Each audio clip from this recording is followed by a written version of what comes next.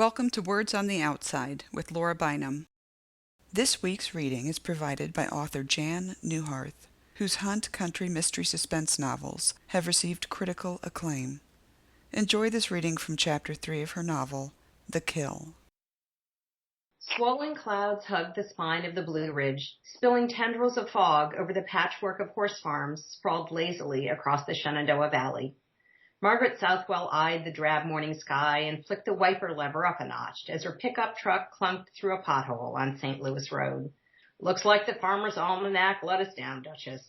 So much for an October with below normal rainfall and record warmth. The yellow lab beside Margaret opened her eyes and thumped her tail leisurely against the worn leather seat. Margaret scratched the dog behind the ear.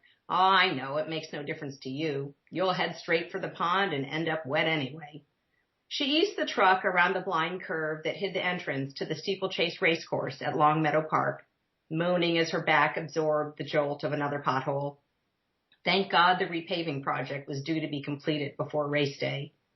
Margaret swerved around an abandoned car perched on the shoulder, allowing herself a smile as the chain black iron gates came into view. She was the first to arrive. If she didn't delay, she might have time to unload the snow fence before the rest of the work crew started rolling in. Maybe that would put an end to the recent talk about how she should start taking it easy at her age. Her father had hunted hounds into his late 80s, retired as master at the age of 91, and her mother had hunted, side saddle mind you, until she was 79.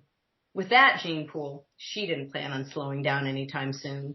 Besides, they said 70 was the new 60.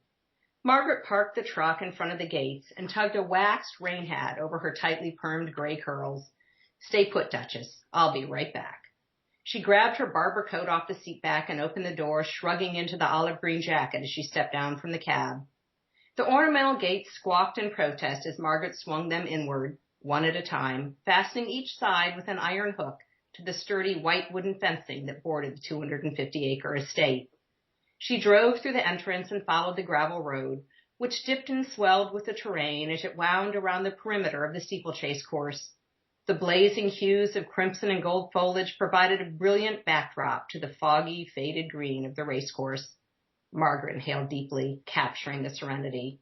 On Sunday, white tents and catering trucks would top the berm, and 5,000 or so partying race fans would dot the landscape, the locals in tweeds and sensible shoes, the women from Washington fashionably dressed, teetering around the rugged landscape on spiky heels. Margaret topped a rise, and the parking area by the steward stand came into view, revealing Richard Evan Clark's silver Lexus SUV parked in the lot. Her mouth puckered into a frown. That was peculiar. If Richard had arrived before her, why hadn't he left the front gates open? She pulled her truck up next to the SUV with the shiny new fox hunting license plate, Silver Fox. The personalized plate was Richard's comeback to the countless old fart jokes he'd had to stomach on his 70th birthday. Of course, the moniker was nothing new. It was common knowledge that several ladies in the hunt had referred to Richard as the Silver Fox for years, a blatant reference to his movie star looks, not his age. Margaret leaned over and peered through the rain-streaked passenger window into the Lexus. Empty. She scanned the grassy panorama. No sign of Richard. That meant he must be working on the far side of the course. The timber on several fences needed to be repaired, and with all the rain, the drainage ditch on the far turn would need to be opened. Still, Richard should have waited for Smitty to come with the gator rather than traipsing that far on foot. Stubborn old workhorse. Just last week she'd had a heart-to-heart with Richard.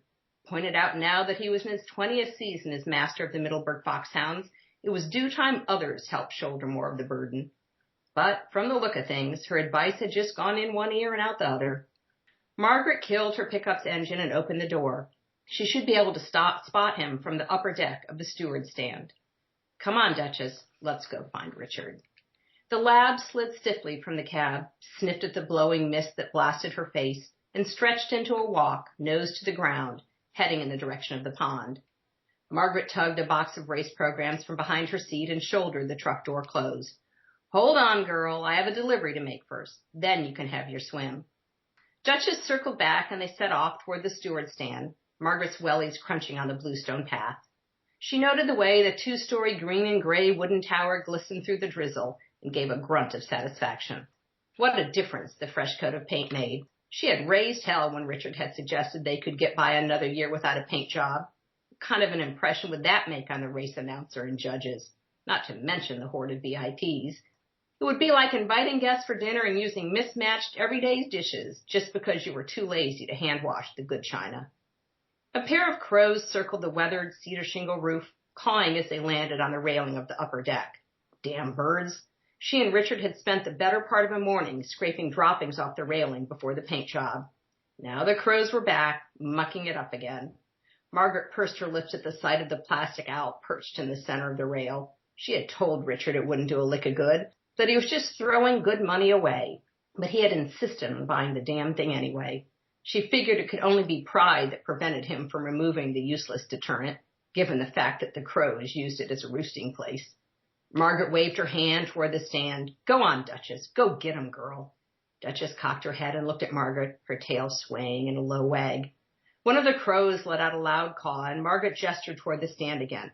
Go on. Shoo them out of there. Duchess barked and bounded toward the steward's stand. Good girl. You go get 'em. The lab disappeared up the stairs, and Margaret chuckled as she watched the crows take flight. That's a girl, Duchess. You found yourself a new job.